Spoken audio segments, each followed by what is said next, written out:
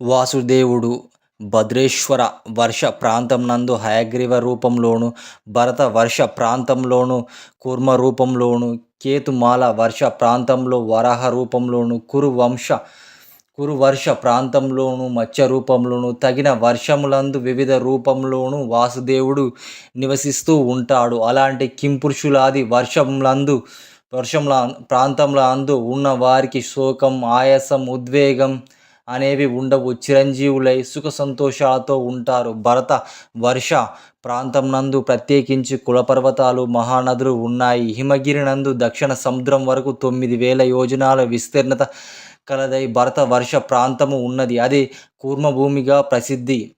పుణ్యాత్ములు, స్వర్గ మోక్ష ప్రదాయము మునులు, సురులు భరత వర్షమునందు నివసించాలని కోరుకుంటారు. జప తపాలు, యజ్ఞ యాగాలు యథాశక్తిగా చేసి తాము కోరుకున్న పుణ్యలోకాలు పొందడానికి భరత వర్ష ప్రాంతము ప్రధాన పీఠము.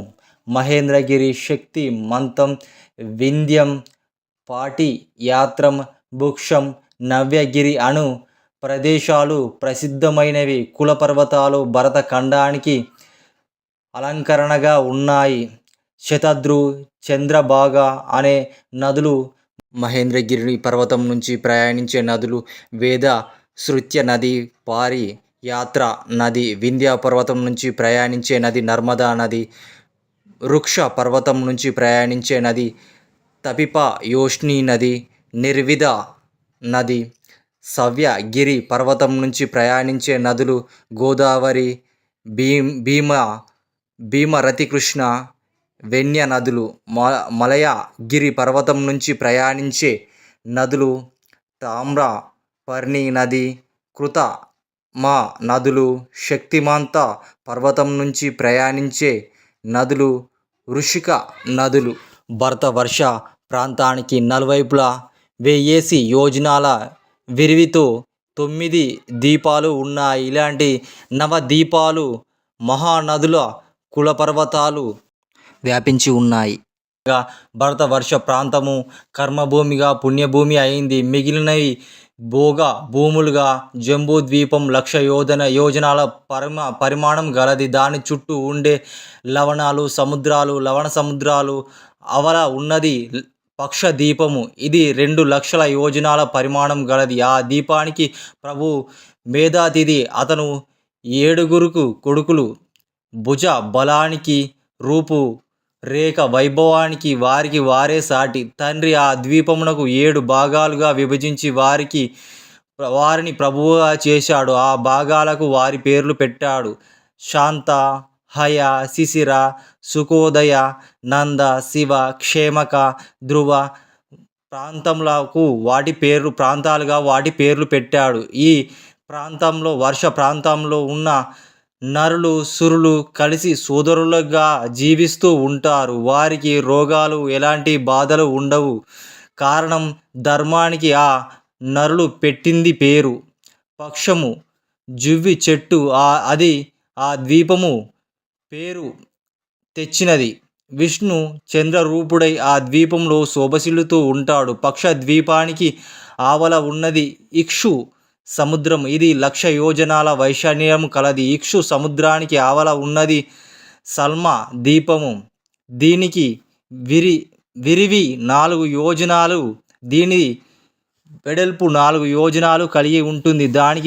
దానికి ప్రభువు ఉపష్మంతుడు. అతనికి 7 కొడుకులు. శ్వేత హరితులు, జీముత రోహితులు, శుభుడు, శుభప్రభుడు, వైదితి, మనసుడు అని వారి పేర్లు.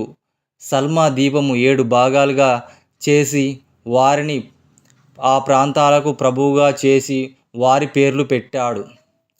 ఆ ప్రాంతాల నడుమున కుముదము, ఉష్ణము, వలహకము, ద్రోణము, మహిషము, కంకము, కుంకుద్వంతము అని కులపర్వతాలు ఉన్నాయి. 7 నదులు ఆ పర్వతాల నుంచి ఉద్భవించాయి. విష్ణువు వాయుస్వరూపుడై ఆ ద్వీపమునందు ఉంటున్నాడు. ఆ సల్మల వృక్షాలు 1,100 యోజనాల వైశాల్యము కలది. ఆ ద్వీపానికి తన పేరు కలిగించింది. ఆ పర్వతానికి చుట్టూ ఉన్నది సుర సముద్రం. ఆ సముద్రం అవతల ఉన్నది కుల ద్వీపము. ఆ ద్వీపమునందు జ్యోతిష్మంతుడు పరిపాలిస్తూ ఉన్నాడు. అతనికి 7 కొడుకులు. ఆ 7 కొడుకులకు ఆ ద్వీపాన్ని 7 భాగాలుగా చేసి వారికి విచ్చాడు. వాటిలో ఆ మహాపర్వతాలు ఉన్నాయి. వాటి పేర్లు శివ, విదూతప, పవిత్ర, సుమతి, పాపహర, హైమావతి, విద్యుదంబ అని వాటి నుంచి 7 నదులు పుట్టాయి. దైత్య దానవులు దేవగణాలు ఆ ప్రాంతం నందు నరులతో కలిసి మెలిసి జీవిస్తూ ఉంటారు. మహావిష్ణువు బ్రహ్మస్వరూపుడై ఆ ద్వీపంలో ఉంటాడు. ఆ ద్వీపమునందు ఆకాశమును తాకు కుల స్తంభాలు ఉన్నందువలన ఆ దీపానికి కుల దీపం అని పేరు వచ్చింది. కుశ ద్వీపానికి ఆవల ఉన్నది క్రౌంచ దీపము. దాని చుట్టూ ఉన్నది ఘృత నెయ్యి సముద్రము. ద్యుతిమంతుడు దాన్ని పరిపాలిస్తూ ఉన్నాడు. ద్యుతిమంతునికి 7 కొడుకులు. వారికి ఆ ద్వీపాన్ని విభజించి ఇచ్చి వారి ప్రాంతాలకు వారి పేర్లు పెట్టాడు. ఆ ప్రాంతము వారి పేర్లతో ప్రసిద్ధికెక్కింది. ఆ భాగములకు పొలిమేరల 7 కొండలు ఉన్నాయి. క్రౌంచ, వామనము మొదలైనవి. ఆ కొండల నుంచి ఖ్యాతి, ముకుద్వతి మొదలైన 7 నదులు ప్రవహిస్తూ ఉన్నాయి. విష్ణువు ఆ ద్వీపమునందు రుద్రుడై ఉంటూ ఉన్నాడు. దాని తరువాతి శాఖ ద్వీపము. దాని చుట్టూ ఉన్నది దితి సముద్రము. ఆ దీపాదికి హవ్యవుడు, అతనే రాజు. ఆ దీపాన్ని తన 7 కొడుకులకు విభజించి వాటికి ఆ ప్రాంతాలకు తన కొడుకులను రాజుగా చేసి ఉన్నాడు. ఒక్కొక్క భాగంలో ఒక్కొక్క కుల పర్వతము, ఒక నది ఉన్నాయి. ఆ ద్వీప వాసులు ధర్మమూర్తులు, పరస్పరము మంచి గుణవంతులు. ఆ ద్వీపమునందు శ్రీహరి సూర్యరూపుడై యజ్ఞాలతో పూజలు అందుకుంటూ ఉన్నాడు. ఆ ద్వీపవాసుల్ని కాపాడుతూ ఉన్నాడు. ఆ ద్వీపానికి ఆవల ఉన్నది క్షీర సముద్రము. దానికి పుష్కర ద్వీపము. ఆ ద్వీపాధిపతి నవనుడు. అతనికి వీరయుక్త, మహావీర, ధాతుకుడు అనే 2 కొడుకులు ఉన్నారు. వారికి తన రాజ్యము సమానంగా విభజించి వారిని ప్రభువు చేశాడు. ఆ 2 భాగాల నడుమున మనసోత్తరము అనే కొండ ఉన్నది. అది 50,000 యోజనాల పొడవు, ఆకాశాన్ని తాకుతూ ఉంటుంది. సురసిద్ధ గంధర్వుల నివాసం. ఆ ఇద్దరి పేరే ఆ రాజ్యాలకు పుష్కరాలు అనే పేరు వచ్చింది. ఆ పుష్కరాల ప్రజలు దేవతల్గా హాయిగా జీవిస్తూ ఉంటారు. రోగాలు, శోకాలు, దుష్టగుణాలు, ముసలితనం లేని ధన్య జీవులుగా వారికి కోరినంత ఆహార పదార్థాలు అక్కడికక్కడే సంభవిస్తూ ఉంటాయి.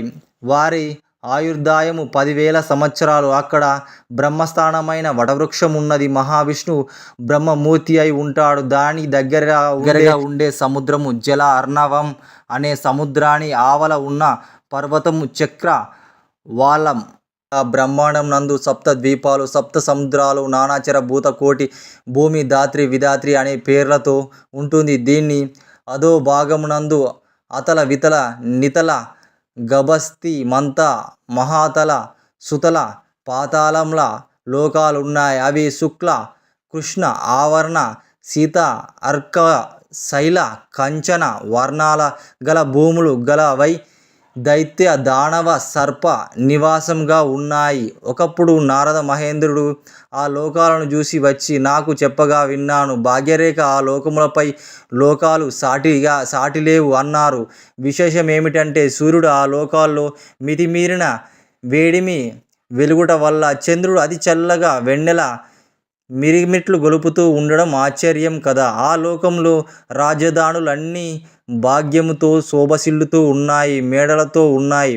అందున వారందరూ అమూల్యమైన చీనాంబరాలతో మాణిక్యాలతో శోభసిల్లుతూ ఉన్నారు. భక్ష భోజ్య లేహ్య పానీయ చోహ్యములను అతి మనోహరమైన సుగంధ కర్పూర కస్తూరి పరిమళాలతో భవనాలు దివ్య భోగాలుగా ఉంటున్నాయి. వేణు వీణ గానములతో మృదంగ నాదనములతో నాగకాంతాలతో వేడుకలు పాడుతూ ఉంటున్నారు. పద్మ పరిమళంతో గుండు తుమ్మెదలతో రోదనలతో సరస్సు పొంగుతూ ఉంటుంది. అరటి పండు ఫలవృక్షాలతో పాతాళానికి కింద మహాపురుషోత్తముడైన అనంతుడు విరాజిల్లుతూ ఉన్నాడు. దైత్య దానవులు, దేవతలు, మునులు, సిద్ధులు ఆ అనంతుడిని ఉపాసిస్తూ ఉంటారు. ఆ అనంత దేవుడి మహిమలు వర్ణించడం అసాధ్యం.